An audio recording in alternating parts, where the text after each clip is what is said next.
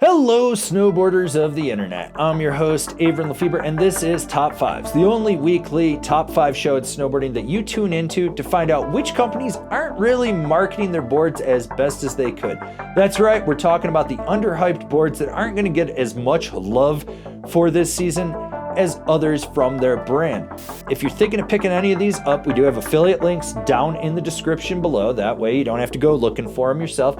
Or if you're going to your local shop, slap them a high five, say we sent you, because it's cool to support your local snowboard scene.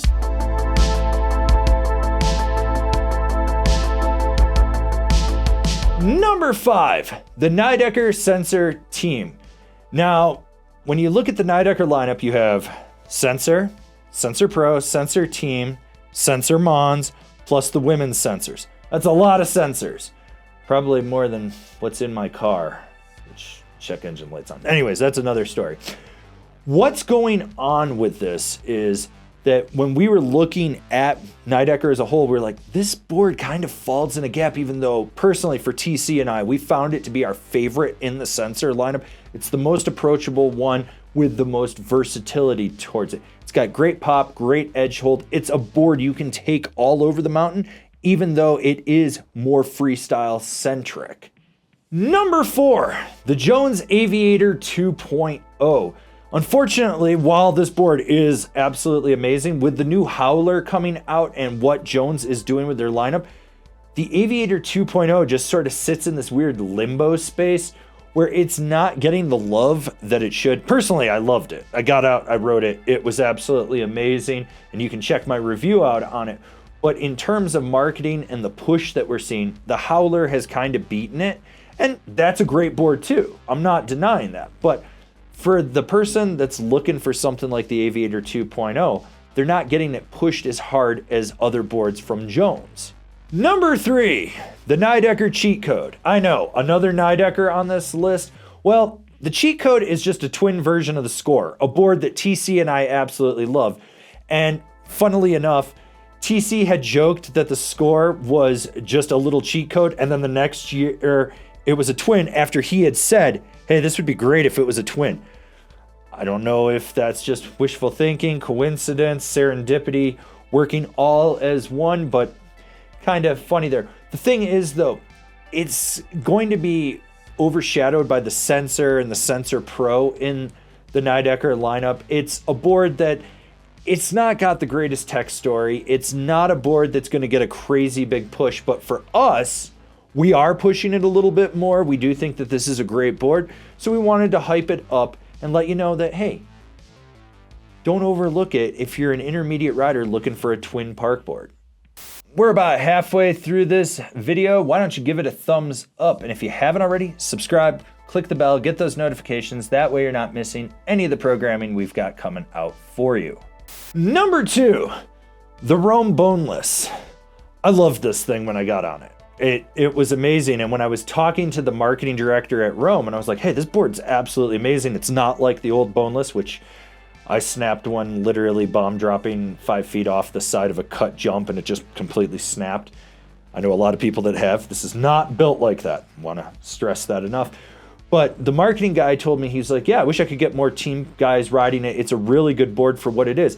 It's a beefed up Rome mechanic, which is their entry level board. So you get that diamond 3D in the tips. You get your rods in there. It's a fun board for just playing around in the park. Is it going to be for everyone? No, but could you put everyone on it? Yes, you could. And because of the way that Rome is pushing like the Stale line, they're working towards pushing more of their other boards, this thing's going to fall by the wayside, and it's an underrated gem in my opinion. Honorable mentions, all great options, but just barely didn't crack the top 5 of our list. The K2 Alchemist. Great board. Not for everyone. You're going to be able to hard charge on it. Great tech story in there. But with the introduction of the Sky Pilot and the Commonwealth, that's going to overshadow it this year from K2 in our opinion. So that's why we put it on this list. From Capita, we've got the Navigator. Amazing POW board. Absolutely amazing. But when you look at Capita's marketing, what they're doing, they're talking more about like the Megadeth, Super DOA, and those boards. The Navigator kind of falls by the wayside, and It's one of those boards that, in my opinion, it kind of goes through this weird fluctuations where people are all about it, then you don't hear about it for a few years, then it gets a little revamp and it comes back. Right now, it's in that lull where people aren't hearing about it as much, and I think it's a criminally underrated POW board. So if you are looking for one of those, you should definitely check it out. And finally, we have the Rossignol Retox. It's just a good meat and potatoes twin snowboard. Rossignol, not going to win any cool guy points. Let's be honest here.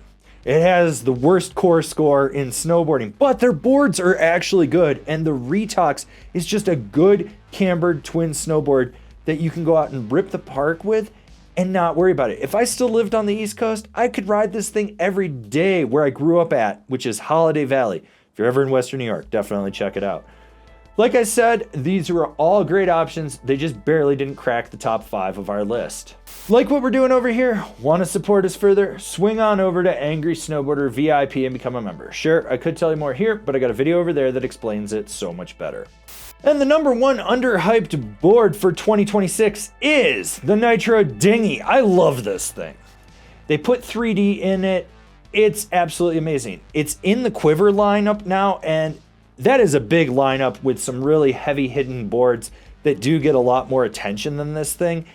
Anyone that I've put this board on has said the same thing. They're like, holy shit, it carves well, it floats well in POW. It's just a good board. If you're on our Discord, it's one of the ones that the guys always talk about. But if you look outside of just the little bubble that we're in, you don't see it getting talked about as much as it should. That's why we added it to this list.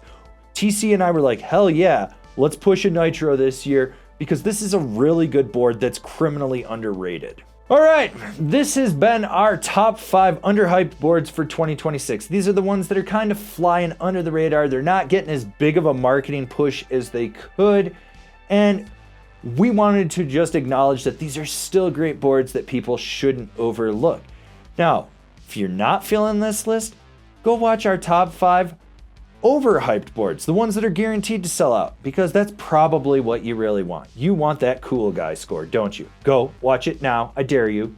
Do it. You right there. Yeah, watch it.